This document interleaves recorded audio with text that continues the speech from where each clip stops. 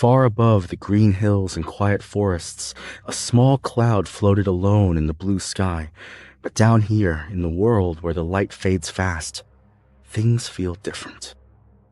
The world is a much smaller, quieter place when the sun goes down, and you quickly learn that the silence of the desert isn't empty, it is heavy. Most people see a gas station at night as a brief sanctuary of light and snacks. But for those of us behind the glass, it is a front row seat to the things that move through the dark when they think no one is watching. I am coming forward now because the silence has finally become louder than my own fear, and the truth of what happened at Pump 4 needs to exist somewhere other than my own head. Far above the green hills and quiet forests, a small cloud floated alone in the blue sky. The cloud was round and soft, drifting gently as the world turned beneath it. And now, listen closely, because I'm going to tell you something different, something cut from darker cloth. Working the graveyard shift at the Oasis outpost usually meant 8 hours of fighting off sleep while the industrial hum of the refrigerators provided the only soundtrack to my life. The station sat 40 miles from the nearest town, a glowing island of neon and grit surrounded by nothing but sagebrush and the oppressive weight of the Mojave night. My job was simple enough: restock the jerky, mop the floors, and watch the 16 grainy camera feeds that flickered on a CRT monitor older than I was. For the first few months, the only thing I had to worry about was the occasional trucker or a confused tourist passing through on their way to the coast. I spent most of my time reading paperbacks and listening to the wind rattle the loose siding of the building, a sound that became a comfort in its predictability. That comfort vanished on a Tuesday in mid-July when the heat refused to break even after midnight, leaving the air outside thick and suffocating. It started with the chime, the sharp electronic ring that announced a vehicle had pulled over the sensor at the pumps.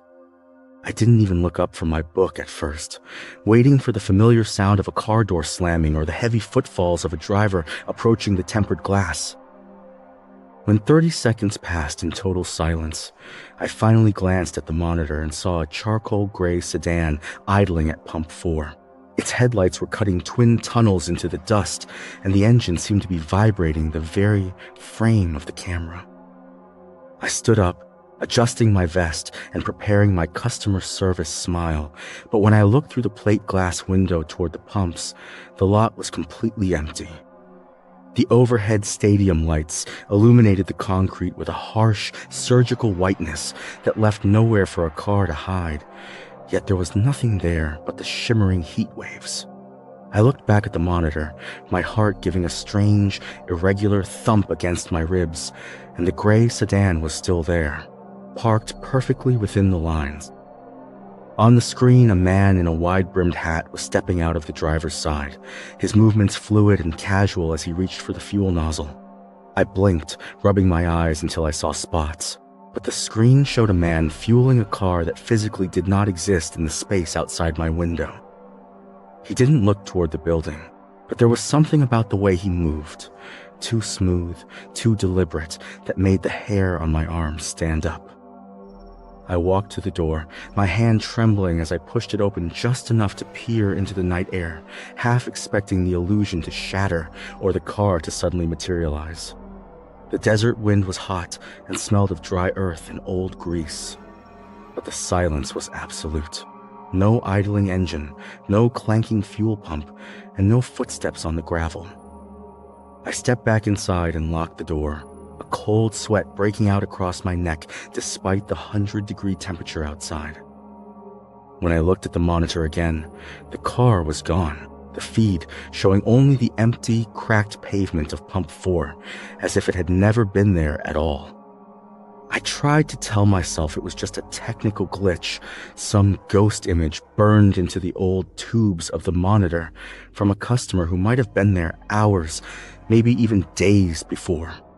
I walked to the small office in the back to check the DVR system, hoping I'd find some kind of logical explanation for why the screen and reality no longer matched. As I moved a stack of dusty inventory manifests, a black, leather-bound ledger fell from the shelf, landing with a heavy thud that seemed far too loud for its size. It wasn't one of our standard corporate logs. The cover was worn smooth by years of handling, and there was no branding or title embossed on the spine. It felt cold to the touch, almost damp, even though the office was like an oven. I pulled it onto the desk, my curiosity momentarily overriding the growing sense of dread. I opened the book to the most recent entry, expecting to see fuel delivery records or shift notes, but the handwriting was tight, frantic, and chillingly detailed. The page was dated for that very night, and the first entry described a charcoal gray sedan pulling up to pump 4 at exactly 12:08 a.m. My breath hitched as I realized the description matched the quote glitch I had just seen on the monitor down to the smallest detail, including a mention of the driver's Stetson. The ledger didn't just record the past. It stood there like a quiet witness, a careful chronicle of every soul fated to cross this threshold before the sun could rise again. Each entry followed its own grim pattern, noting the make of the vehicle, the face behind the wheel, and the exact amount of money they would spend on the items waiting for them. I turned the pages slowly, my eyes tracing the ink as it shifted from a calm, steady script into a jagged, desperate crawl near the bottom. My hands began to shake violently when I saw the final entry, time-stamped for 3:15 a.m., written in a red ink that looked uncomfortably dark. It didn't list a car or a purchase. It simply described the clerk being found behind the counter, his throat opened with a precision that suggested the killer had practiced. The entry was so specific it included the fact that I was wearing my blue windbreaker, a garment I had only put on 10 minutes ago. I looked at the clock on the wall, the red digital numbers mocking me as they ticked over to 1:45 a.m., leaving me less than 2 hours of supposed life.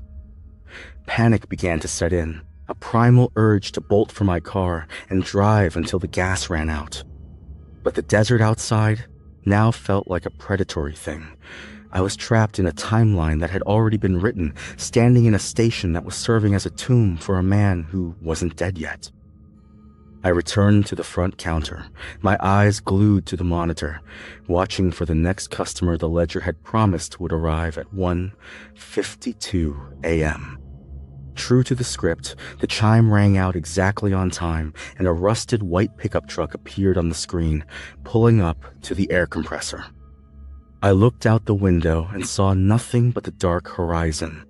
Yet on the monitor, a woman with tangled hair was struggling with a flat tire. I realized then that the ledger and the monitor were in sync, showing me the inevitable approach of my own end, one phantom customer at a time. The woman on the screen looked up suddenly, staring directly into the camera lens with eyes that were nothing but hollow, black pits. I fell back against the cigarette rack, the realization hitting me that the people in the ledger weren't just ghosts of the past, but harbingers of what was coming. The air in the store grew increasingly thin, each breath feeling like I was inhaling the dry, ancient dust of the desert itself.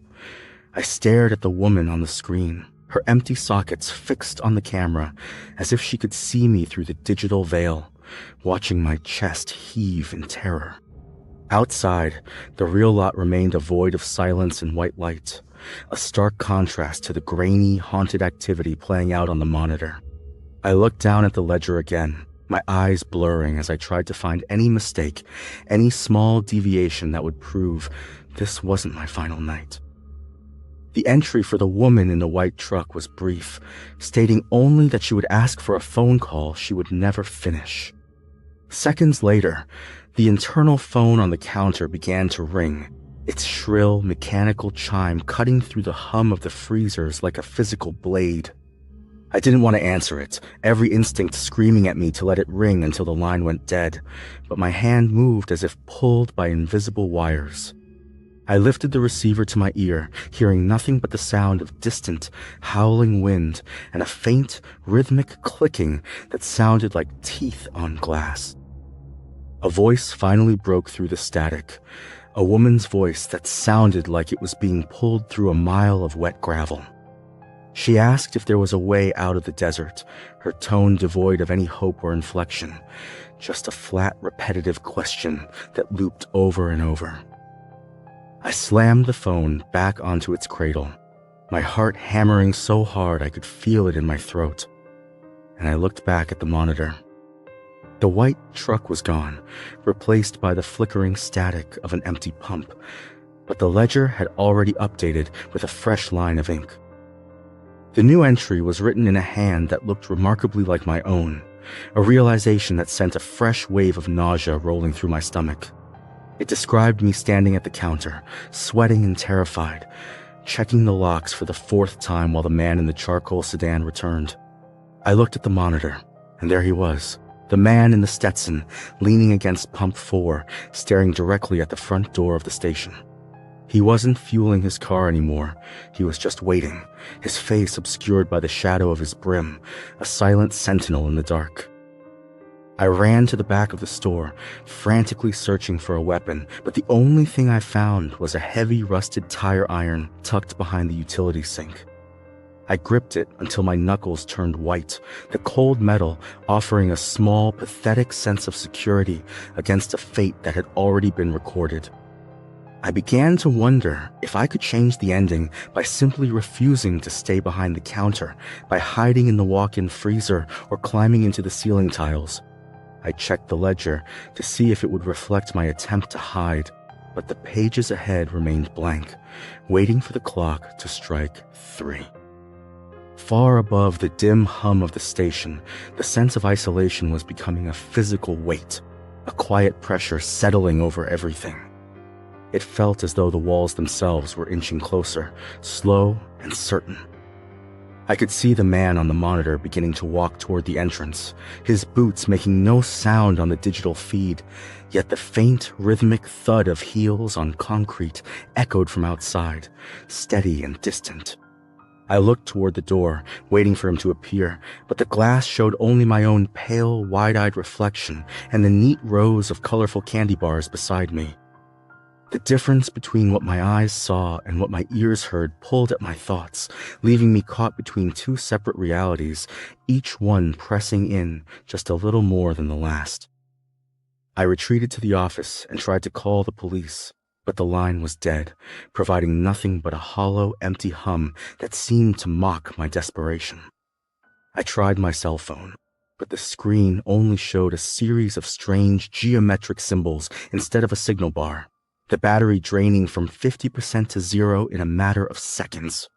I was completely cut off, a single soul trapped in a lighthouse of neon, surrounded by a sea of shadows that the ledger claimed were my executioners.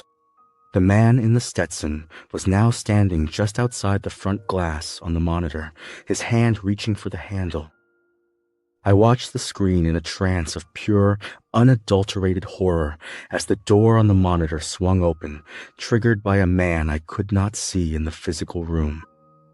The chime rang out, the same sharp electronic ding I had heard 1,000 times, but the air in the store remained still, and the door remained closed to my eyes. I could hear the floorboards creaking near the chip aisle, the sound of someone heavy moving with a slow, predatory confidence toward the counter. I swung the tire iron at the empty air, screaming for whoever was there to stay back, but my weapon met nothing but the cold, conditioned atmosphere. On the monitor, the man was now standing directly in front of the register, his gloved hand reaching out to touch the very ledger I had been reading. I looked down at the desk in the office, and I saw the book slide an inch across the wood, moved by a hand that wasn't there.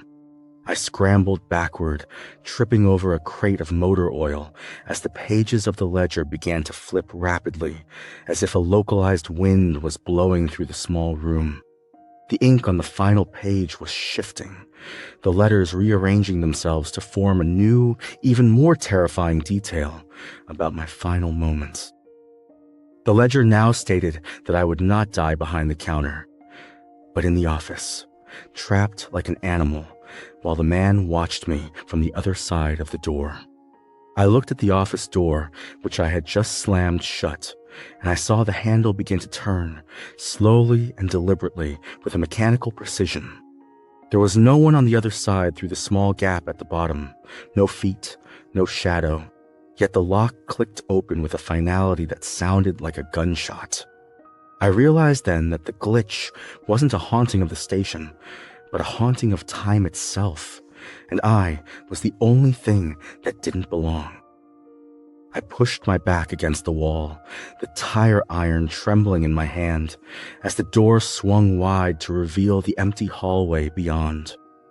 On the monitor in the corner of the office, I could see the man in the Stetson standing in the doorway, his silhouette blocking out the light from the store.